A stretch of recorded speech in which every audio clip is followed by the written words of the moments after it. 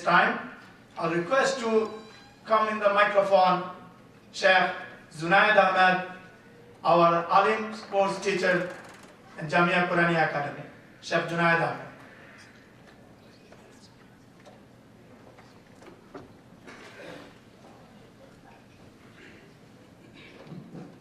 Assalamu alaikum wa rahmatullahi wa barakatuh. How are you guys doing? Alhamdulillah, inshallah, bismillah, wa salatu wa salam ala rasulillah, wa ala alihi wa sahbihi wa man wala. On behalf of Jamaica Muslim Center and Mamoor School, I would like to extend my thank and gratitude for each and every one of you for coming out tonight in this weather and taking time out of your precious weekend. Nobody wants to do that. So thank you guys so much for coming out and giving time. You're actually investing in the future of our next generation, like our president has just mentioned. Now that we have, are done with the formalities, let's cut to the chase because it's getting late and I only have 10 minutes with you guys, all right? We are here to make money out of your pockets, okay? That's what we're here for.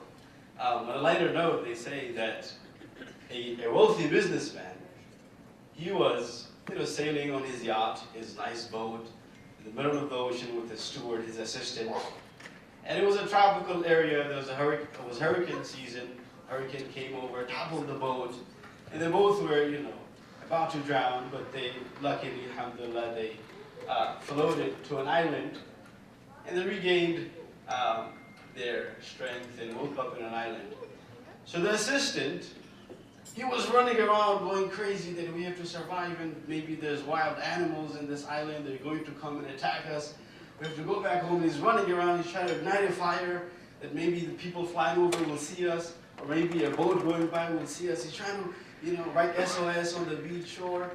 And then he goes and sees the wealthy businessman. He's laying down, he's relaxing, he's tanning. So he comes and asks him, what are you doing? We have to survive. Why are you relaxing as if nothing is happening? He said, don't worry, I've been donating in the masjid for past 5 years. He said, what do you mean? I don't get that. Am I missing something? Something is going on. I mean, it's good you're donating, but we have to survive here now. He said, tonight is the annual fundraising event. And if I'm not there, they're going to find me tonight. Dead or alive, they're going to find me.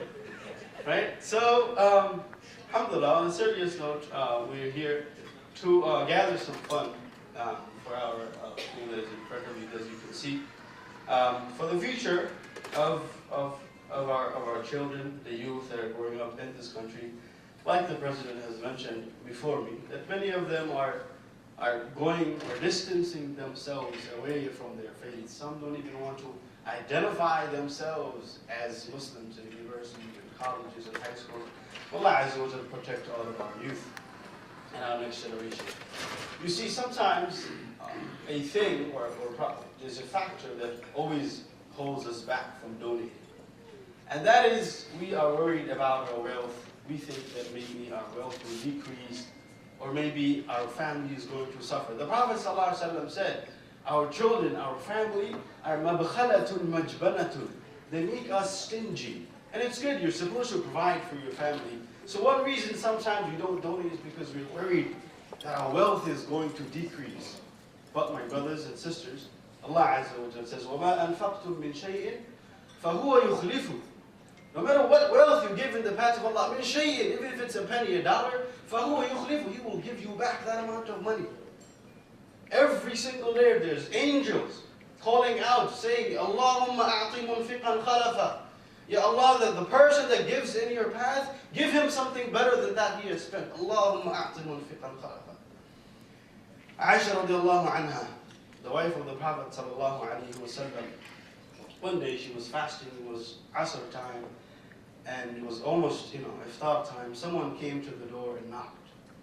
So Aisha radiallahu anha sent her servant, Barira, go check who it is on the door. So she came back and said, there's a beggar on the door. So she said, okay, go ahead, see what's in the house. You can give it to the person. She went and checked the pots and the kitchen. The only thing she found was a handful of barley. And she came to Aisha and said, yeah, Aisha radiallahu anha, that you're going to break your fast soon. Just keep it for yourself, and maybe he can go to somebody else's house and find something else. So she, being the mother of the believers, the wife of the Prophet ﷺ, spending her life with the Prophet ﷺ, heard the best of akhlaq. The Prophet ﷺ would never say no to anyone. Even if that was his last piece, he would give it away. So this is the wife of the Prophet ﷺ. She said, no, that doesn't even come to my mind. Give it to this person. So Barira, the servant, she gave it. The person left. Now, she's sitting there and thinking, yeah, we'll see what happens now. You're going to break your fast. So anyhow, Maghrib Azan calls off. There's only water. She drinks water. And then she's just sitting there and waiting for something to happen. So then someone else knocks on the door. Aisha says, go and see who it is. She says, it's one of the neighbors that came. Should I let him in, or she will see what he wants? She said, okay, let him in, see what he wants. She said that he brought an entire goat to Aisha radiallahu anha. She was amazed. She says, this person has been living here for so long, he never comes to my house for anything. Forget about bringing me meat, and the whole entire meal is here today. SubhanAllah. At this, she said something that is so profound, and we can take that and apply it to our lives, to the rest of our life. She said that none of you will have full iman. None of you will truly believe until you have trust in Allah more than the trust and yaqeen you have when you hold something in your hand. When you hold something in your hand, there is no doubt in your mind that that thing is in your hand. You must have more tawakkul in Allah than that thing that you have in your hand. None of you are true believers. My brothers, so we should take that doubt out of our hearts. That if I spend in the path of Allah, my wealth is going to decrease. Don't ever have that notion in your head. Right? I'm pretty sure many of us has experienced this firsthand. We have seen this. When we give in the path of Allah, next week there's money coming from places where we have no idea from. I can swear by Allah and test this and try this today. Give something in the path of Allah. Wait 2-3 weeks. If you're a lawyer, there's more clients coming on your way. If you're a businessman, maybe your rival is going to go out of business, you're going to get more customers. Try it today. Right? You can experiment this by yourself and see the results. Right? We might say, okay, Aisha, she was a Sahabiya, she was in the time of the Prophet ﷺ. We can't relate to her. Let me tell you something one of my teachers told me. He said there was a Quran teacher. Teachers don't make that much money, even in America. No matter what field you go to. He was a Quran teacher. The best of you, those who teach Quran, learn and teach Quran. So he was one of those people living, he had a big family he was living with, and he's temporary from nowadays. So he said that, at times you should struggle, go home and not find anything in the fridge. And nobody would suspect that this guy is poor, he's struggling. Because obviously he has self-respect and dignity. He's not going to go ask people, beg people. So one day, he went home, and this is my teacher telling me this. He said he went home, he opened the fridge, there was barely anything. He went to the masjid, he prayed the Isha. After Isha, he checked his pocket. There was only 1.5 riyal in his pocket. 1.5 riyal in his pocket. This person is teaching Quran. He's making dua to Allah, Ya Allah, make something happen for me. Something. So as he was coming out the masjid, there was a person. If you go to Saudi, you will see this. There's in the masjid, right in the front, there's usually women covered and asking for donations. He said that 1.5 riyal I had, I gave it to that lady. I asked myself, is she in need of this more than I am in need of this? I have a house, I have a family, she doesn't even have a house. He gave that to that lady. He comes home, the kids go to sleep, and he's just sitting there and thinking, that how long is he going to last like this? So someone calls him late at night. Says, Ya Sheikh, are you home? He says, yes, I'm home. What's going on? He said, can I come please to your house? He said, okay, come, no problem. So he comes, knocks on the door, he comes in, and he says, remember when you had your wedding reception a couple of years ago? I came to your wedding, but I could not bring any gifts, no envelopes, no gifts. I could not bring anything to your wedding, to your reception. And since that day, I've been feeling so bad. I couldn't live with myself. So here's some money I have for you today. Use that for yourself and your family. He says, no, I don't need your money. It's okay. You came, and I'm happy that you came. It's okay.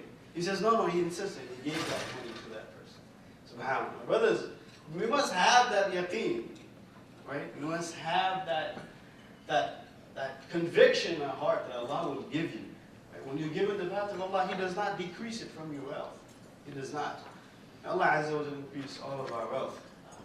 Allah Azza wa Jalla increase your health, your wealth, your faith, your family, If you're a lawyer, may Allah Azza wa Jalla bring you more clients. If you're a doctor, may Allah bring you more patients. And if you work in the funeral homes, then one person, he came to the masjid. He came to the masjid and he said, brother, please make dua, Allah increases my business. And the miskeen people are, yeah, Allah increase his business. Someone who knew him came and said, no, don't make dua for this guy. This guy sells coffin. Allah Azza wa Jalla give us all the tawfiq. Jazakumullah khairan, inshallah, we'll have ITV, Call of Peace.